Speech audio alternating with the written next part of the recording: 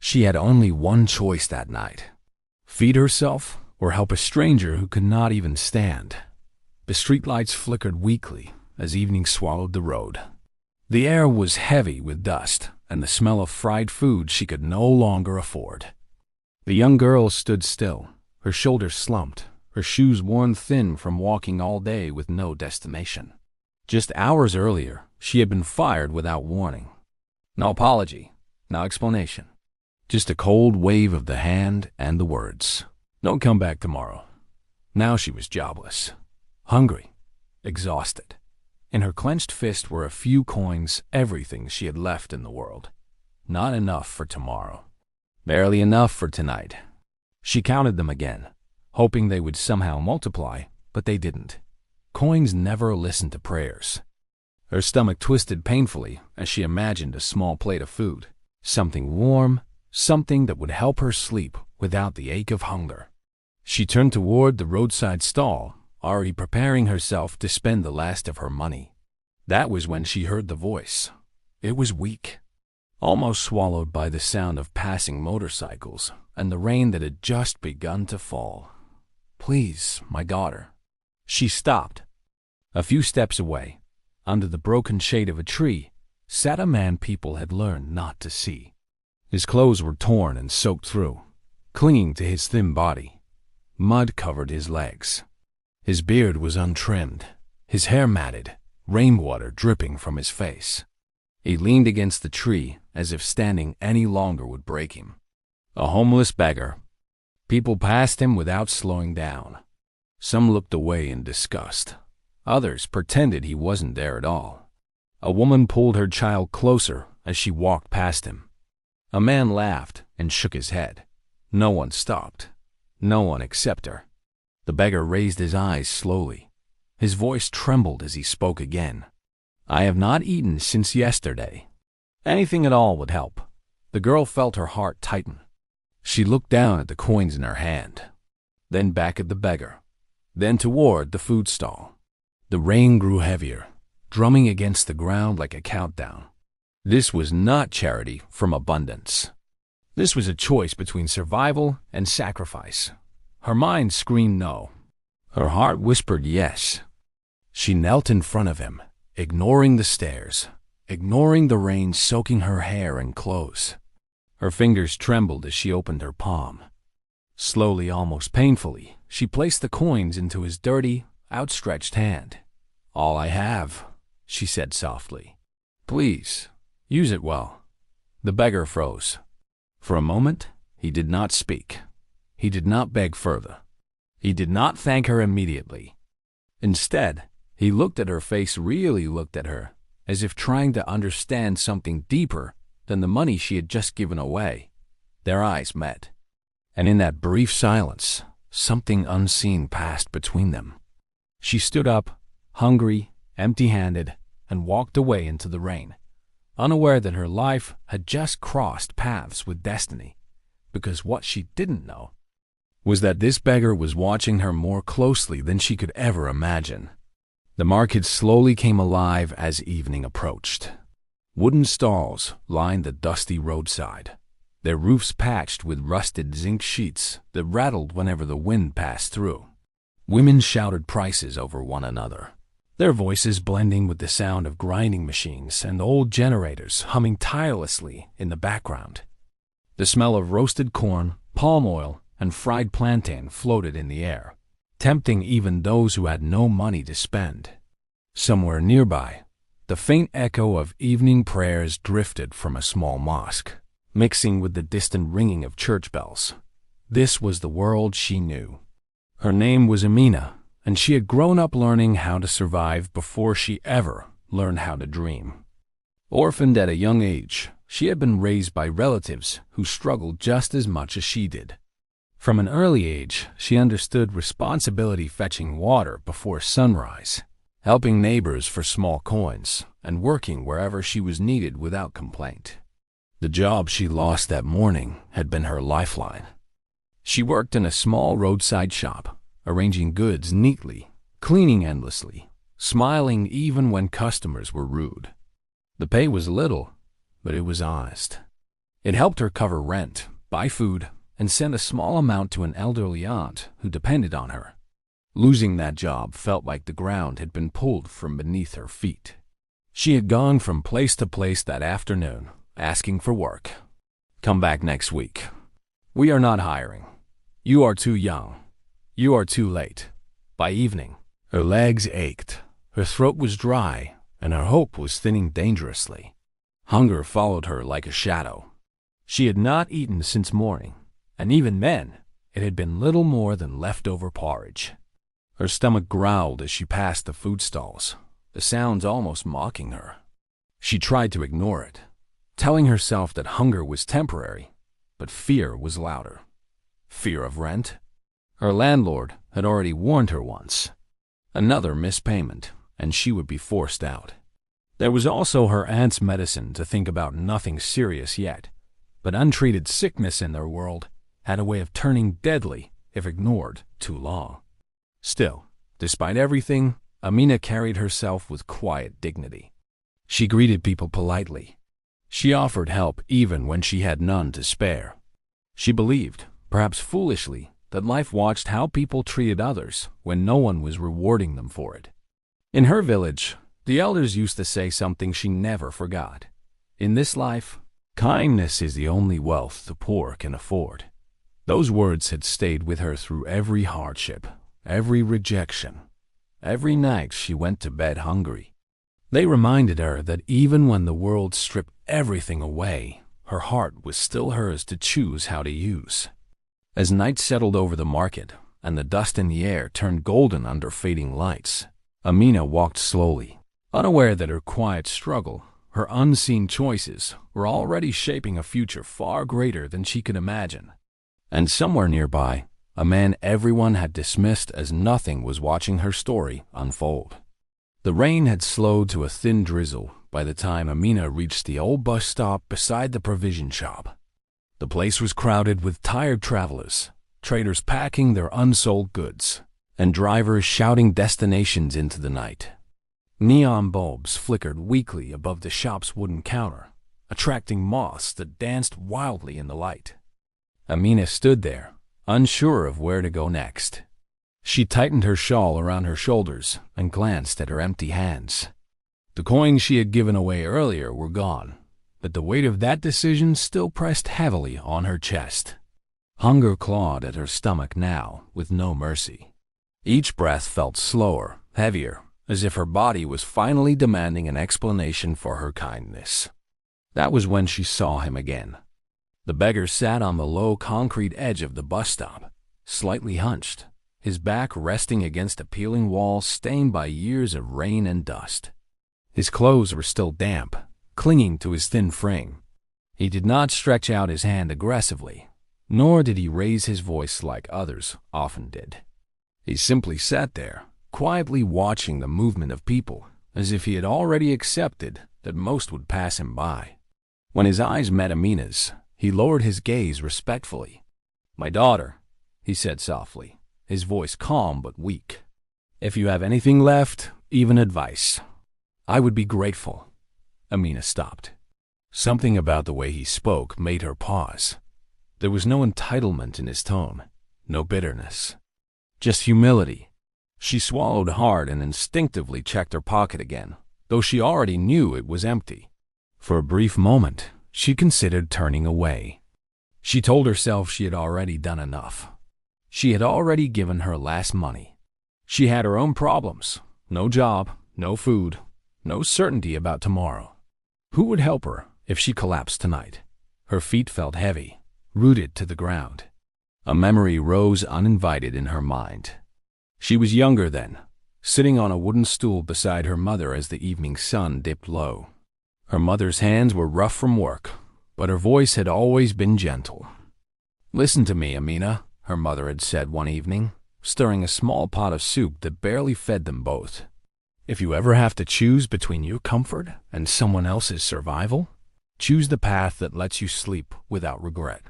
Amina remembered asking, "But what if we don't have enough?" Her mother had smiled sadly. "Then give anyway, because tomorrow is not promised. But kindness must not wait. The memory hit her like a wave. Amina exhaled slowly and stepped closer to the beggar. She crouched beside him, ignoring the curious glances from people nearby. "I don't have money anymore," she said honestly. "But are you in pain? Can you stand?" The beggar looked surprised by the question. He hesitated, then nodded slowly. "My legs are weak. I have not eaten since yesterday." Amina pressed her lips together. Hunger recognized hunger. She knew that weakness well. She glanced toward the shop behind them. The owner was beginning to close for the night. If she acted quickly, maybe she could still help somehow. She stood up, walked to the shop, and spoke quietly to the owner. After a brief exchange, she returned with a small plastic bag containing leftover bread and a cup of water. It wasn't much, but it was everything she could get on credit. She knelt again and handed it to the beggar. "Please," she said softly, "take this." The beggar's hands trembled as he accepted the food.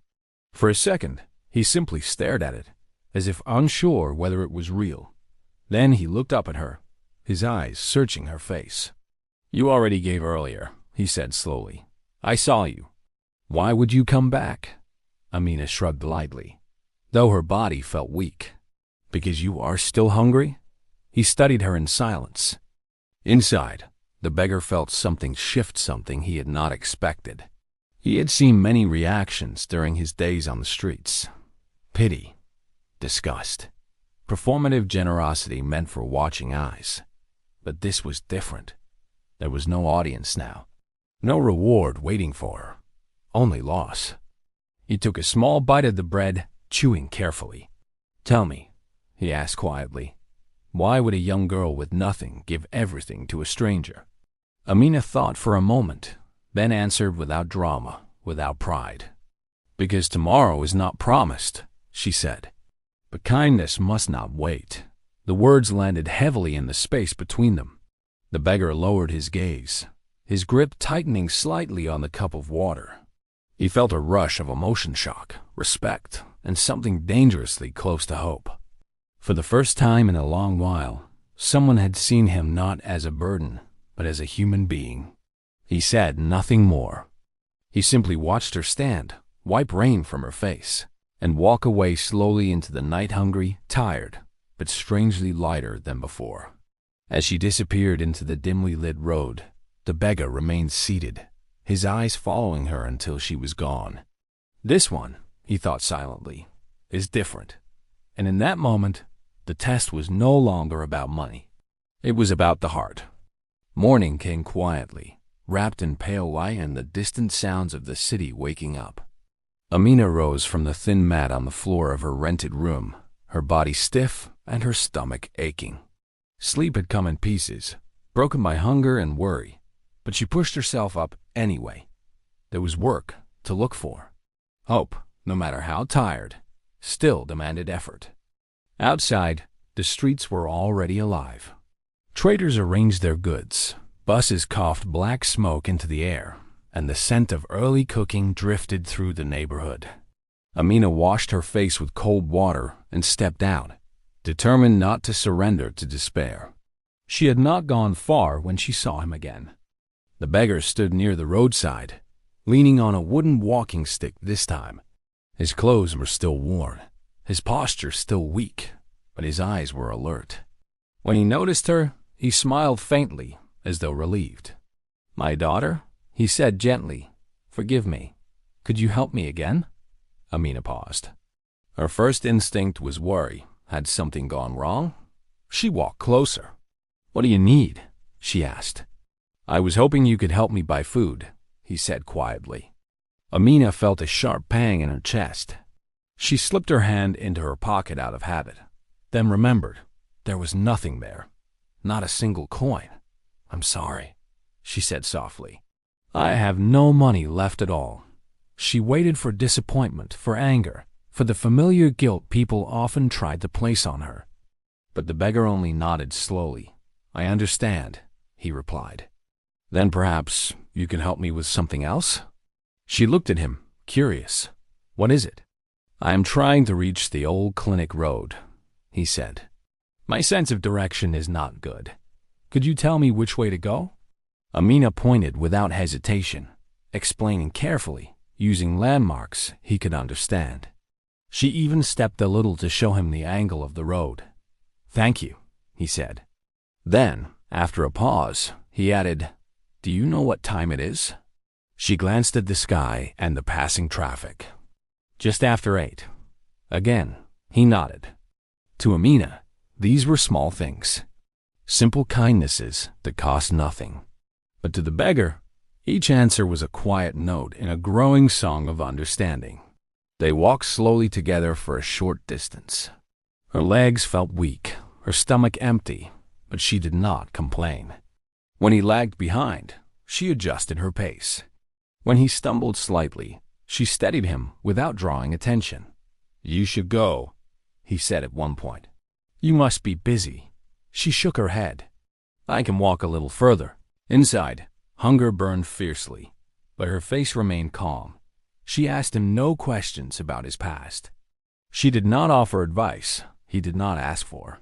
She simply helped. What Amina did not know, what the audience now begins to see, was that this encounter was no accident. The beggar was not what he seemed.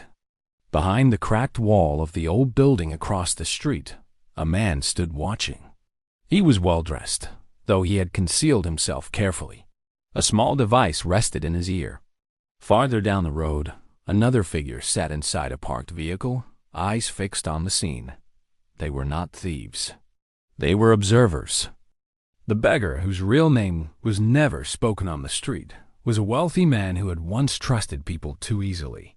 Betrayed by partners, deceived by those he had helped, and surrounded by smiles that vanished when there was nothing left to gain, he had withdrawn from the world. Money had brought him power, but not truth. So he chose a different test. Disguised as a homeless man, he had walked among ordinary people, watching how they treated someone who could offer them nothing. Most failed. Some ignored him. Others mocked him. A few helped, but only when others were watching. Amina was different. She had helped him when no one was looking. She had returned without being asked. She had nothing to gain, and still gave. As they walked, he deliberately slowed his steps. "My legs are not strong," he said. "We can rest," Amina replied. "No, I don't want to trouble you." "You're not," she said simply. Each word confirmed what his heart already suspected. At the corner near the clinic road, she stopped. "This is as far as I can go," she said. "I hope you'll be okay from here." The beggar turned to face her fully. He looked at her for a long moment, his eyes deep with thought. "You have been very kind," he said. "Many people are not." Amina smiled faintly. "Everyone is fighting something. We should help when we can." He nodded, saying nothing more. As she turned to leave, the observers exchanged glances. Notes were made. Silent approval passed between them. The beggar watched Amina walk away again, her back straight, her steps tired but steady. She has passed the test, he thought, without knowing there was one. And somewhere deep within him, a decision began to form, one that would soon change both their lives forever. Night fell heavily over the city, carrying with it the quiet cruelty that only darkness seems to allow. Amina returned to her small rented room with slow steps, her body aching, her stomach painfully empty. The single bulb in the room flickered as she switched it on, revealing the bare space, one thin mat on the floor, a wooden stool, and a small bag hanging from a nail on the wall. There was no food. She sat down slowly, pressing a hand against her stomach as it growled in protest. Hunger had a voice tonight, loud, demanding, unforgiving. She tried to ignore it by drinking water, one cup, then another, hoping it would trick her body into silence. It didn't. She lay down on the mat, turning from side to side, eyes wide open. Sleep refused to come easily. Every time she closed her eyes, worry crept in. Rent, tomorrow, work. How long could she keep going like this? Earlier that evening, after leaving the beggar, she had gone back out one last time to search for work. She knocked on doors she had already knocked on before. She stood outside shops, offering to clean, to arrange goods, to do anything. The answers were the same. "We already hired someone. Come back another day. You look tired. You should rest." Rest. As if rest paid rent. By the time she returned home, her legs trembled from exhaustion. Now, lying on the mat, hunger tightening its grip, she felt tears gather in her eyes. She blinked them back stubbornly. Crying had never filled an empty stomach. Still, doubt began to whisper. Why did you give away your last money? Why didn't you think of yourself? What if that beggar didn't even need it as much as you did? She curled into herself, pulling the thin cloth over her shoulders, trying to shut out the questions. Somewhere nearby, laughter drifted through the night, people eating, talking, living. It felt like another world. Morning came too quickly. Amina rose with difficulty, her body weak from hunger and lack of sleep. She washed her face and stepped outside again, refusing to surrender. The sun was barely up when she reached the main road. She joined a small group of people waiting outside a factory gate, all hoping for work. Hours passed. The gate opened briefly. A supervisor stepped out, scanned the group, and shook his head. "No openings today," the crowd groaned. Some cursed softly. Others walked away silently. Amina stayed a moment longer, as if waiting would somehow change the answer. It didn't. As she turned away, she heard voices behind her. "Isn't that the girl who gave money to that useless beggar yesterday?" She froze. A group of women stood nearby, whispering openly now.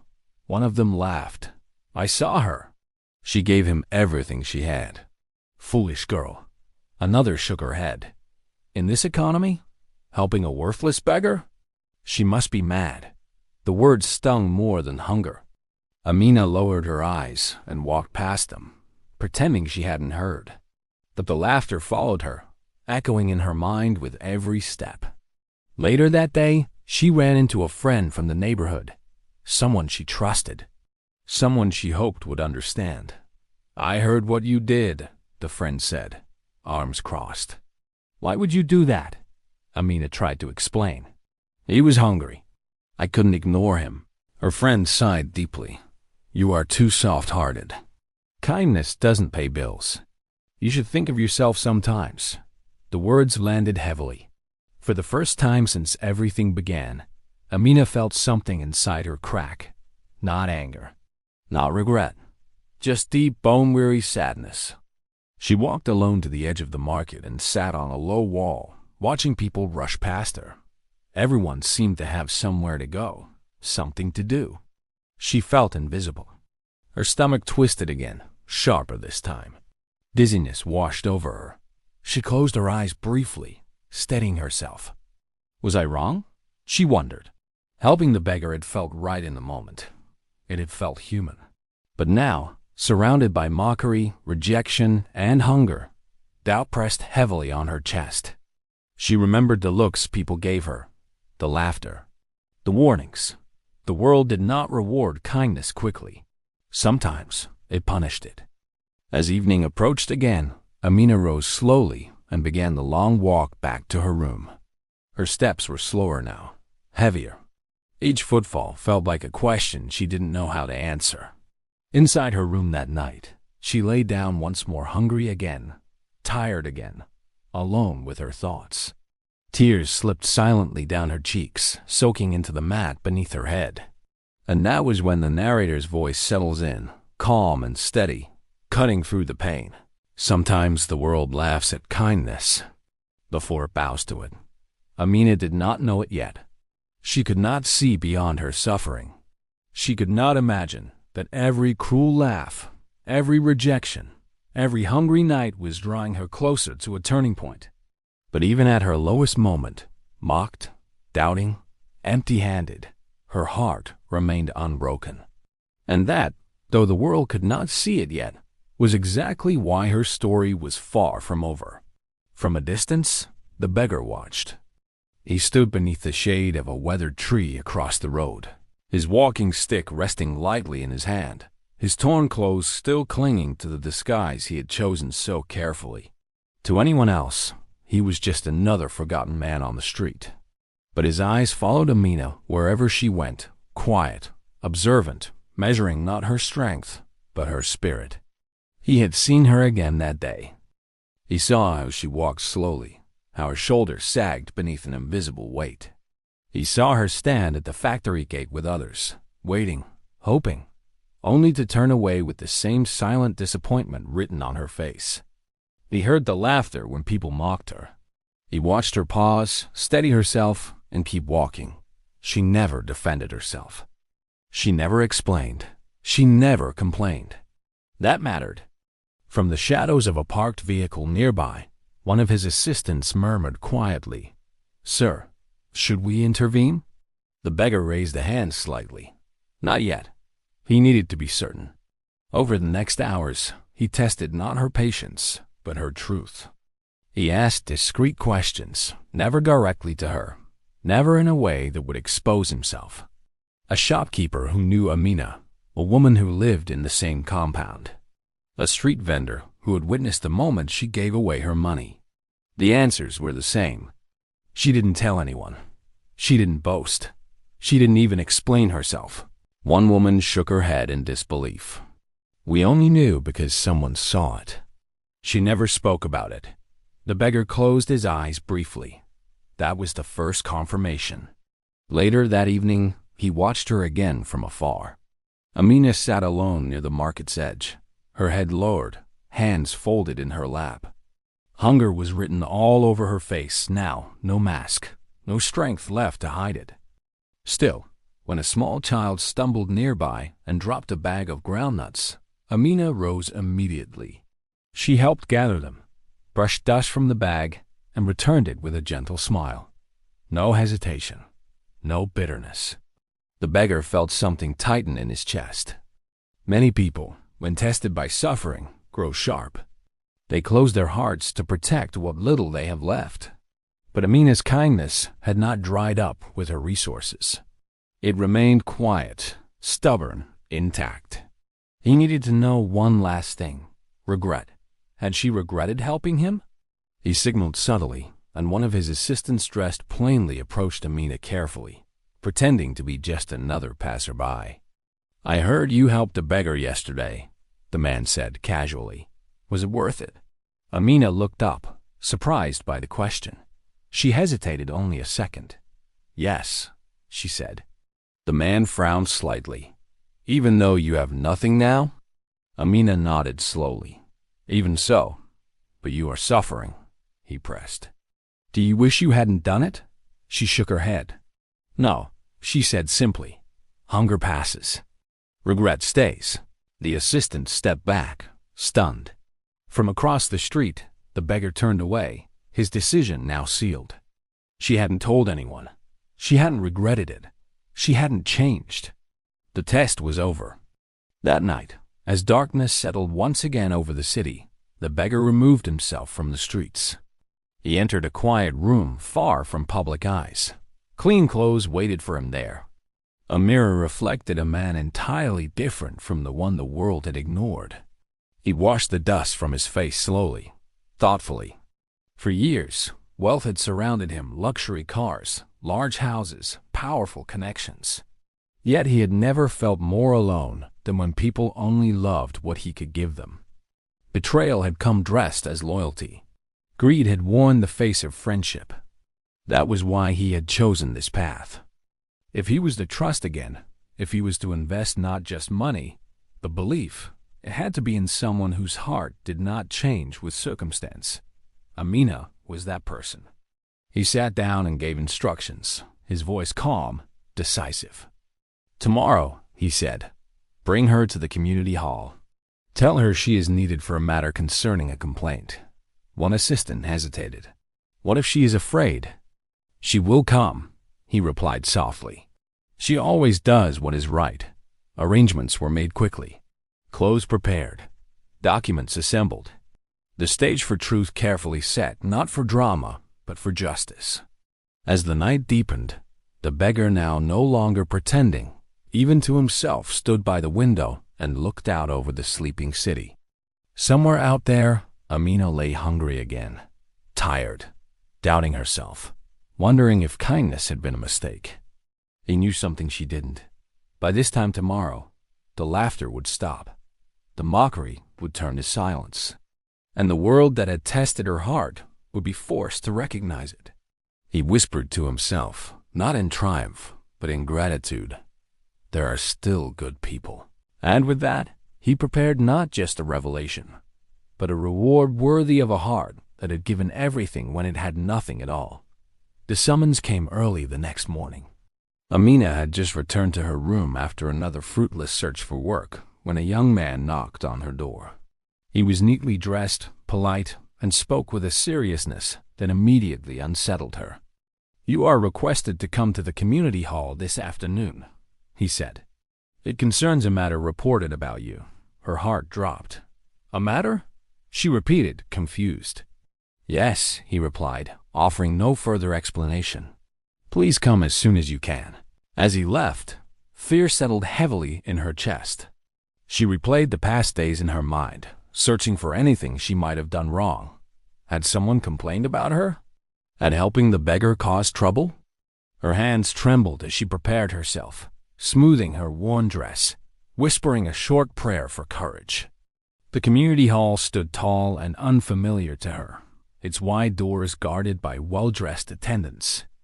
Inside, rows of chairs were filled with people shop owners, market women, local leaders, even some of those who had mocked her just days earlier. Amina's breath caught. She felt painfully out of place. A man gestured for her to come forward. "Please, sit here," he said, pointing to a chair near the front. Every step she took felt heavy. Eyes followed her. Whispers rippled through the room. "Why am I here?" She wondered. "Am I in trouble?" Minutes passed in tense silence. Then the doors of the side of the hall opened. A man entered. He wore a finely tailored suit. His shoes gleamed. His posture was upright, confident, commanding respect without demanding it. The room shifted instantly. People straightened, murmurs died, attention sharpened. Amina looked up and froze. It was him, the beggar, but not as she had known him. The torn clothes were gone. The walking stick was gone. In their place stood a man transformed, not by fabric alone, but by presence. His eyes were the same, though steady, observant, unmistakable. The shock rippled through the hall like a wave. Some gasped. Some leaned forward in disbelief. Some looked at Amina, then back at the man, struggling to understand. The man walked calmly to the center of the hall and turned to face the crowd. "Good afternoon," he began, his voice strong and clear. "I called you here today to witness something important." He paused, letting the silence stretch. "For weeks, I walked among you as a homeless beggar," he continued. "I asked for help, not money alone, but humanity." A murmur spread through the room. "Many of you ignored me," he said evenly. "Some mocked me. Others helped only when people were watching. A few helped with conditions." His gaze shifted slowly across the crowd. "But one person helped without knowing who I was, without expecting anything in return." His eyes turned to Amina. Her heart thundered. "Amina," he said gently, saying her name for the first time. "Please stand." Her legs shook as she rose. She felt every eye in the room on her now. Shame burned in her chest, mixed with confusion and fear. "I was hungry," the man said, addressing the crowd, "but she gave me her last money. When she had nothing left, she still helped me. She guided me, listened to me, and never complained." He turned fully toward her. "You did not tell anyone," he said. "You did not regret your kindness. Even when hunger punished you, your heart did not change." Amina's eyes filled with tears. "I tested hearts," he continued. "Not wealth, not status, hearts." He reached into his jacket and held out an envelope, then another, and another. "These," he said, handing them to her, "contain the money you gave me, returned to you, multiplied many times over. A soft gasp rose from the crowd. "But that is not all," he added. He gestured to the side, and an assistant stepped forward with documents. "I am offering you a job," he said. "Not charity work. Honest work with dignity." Amina's hands trembled as she held the papers. "I will also support your education," he continued. "So you may choose your future, not beg for it." Her breath caught. "And your family," he said softly. "They will be cared for. No more fear of rent or medicine." Tears spilled freely now, sliding down her cheeks. She tried to speak, but no words came. The hall was silent. Those who had laughed before lowered their heads. Those who had called her foolish stared at the floor. Shame hung thick in the air. The man turned back to the crowd. "Let this be a lesson," he said. "The measure of a person is not how they treat the powerful, but how they treat the powerless." No one spoke. Slowly, something else replaced the shame. Respect, not forced, not demanded, earned. The man turned back to Amina and smiled, not as a benefactor looking down, but as someone honoring an equal. "You passed the test," he said simply, without knowing there was one. Amina finally found her voice. "I didn't help because of a test," she whispered. "I helped because you were human." The room felt smaller, somehow quieter, heavier with meaning. The man nodded once, deeply moved. "That," he said, "is exactly why you deserve to win." And in that moment, before applause, before movement, before the world rushed back, injustice settled gently into place. Not loud, not cruel, but complete. The hall slowly emptied, but Amina remained seated, her hands resting gently on her lap, her heart still racing from everything that had just happened. The noise of the world felt distant, now muted, unreal, as if she were standing between the life she had known and a future she hadn't yet learned how to imagine. An attendant approached quietly. "He would like to see you privately," she said. Amina nodded, still overwhelmed. She was led into a smaller room behind the hall. It was simple and calm, with soft light filtering through wide windows. No crowd, no whispers. Just silence and space to breathe. Moments later, the man entered. Not as a beggar, not as a powerful figure before an audience, but as a man. He removed his jacket and placed it on the back of a chair, then sat across from her. For the first time since they had met, there was no test, no disguise, no performance, only truth. "You look tired," he said gently. Amina smiled faintly. "I think I finally feel it." They sat in silence for a moment. "I want to ask you something," he said at last. His voice was calm, but there was a seriousness beneath it. "And I want you to answer honestly." She nodded. "If you met me again," he continued, "as that same beggar, with no promise, no reward, no reveal, would you still help me?" Amina did not pause. "Yes," she said, not loudly, not proudly, just simply. He searched her face, as if looking for hesitation, doubt, calculation. There was none. "Why?" he asked softly. She folded her hands together. "Because when I helped you, I didn't know who you were. I only knew you were hungry." That hasn't changed. Something in his expression shifted. Not surprise recognition. "I have met many people with money," he said slowly. "Very few with mercy." Amina lowered her eyes. "I only did what my mother taught me." He leaned back, thoughtful. "Your mother gave you a great inheritance." Outside the room, life went on. Inside it, something quieter and deeper settled into place. Understanding. The narrator's voice returns, slow and steady, like a guiding hand. "True wealth is not what you have, but what you give when you have almost nothing." Amina's journey had not begun with opportunity. It began with loss, with hunger, with rejection, with a choice no one saw and no one rewarded at the time. Kindness had cost her comfort. It had cost her dignity in the eyes of others. It had cost her sleep, food, and peace. But it had never cost her her heart. The man stood and extended his hand, not as a savior, not as a superior, but as someone honoring courage. "You remind the world of something it forgets too easily," he said.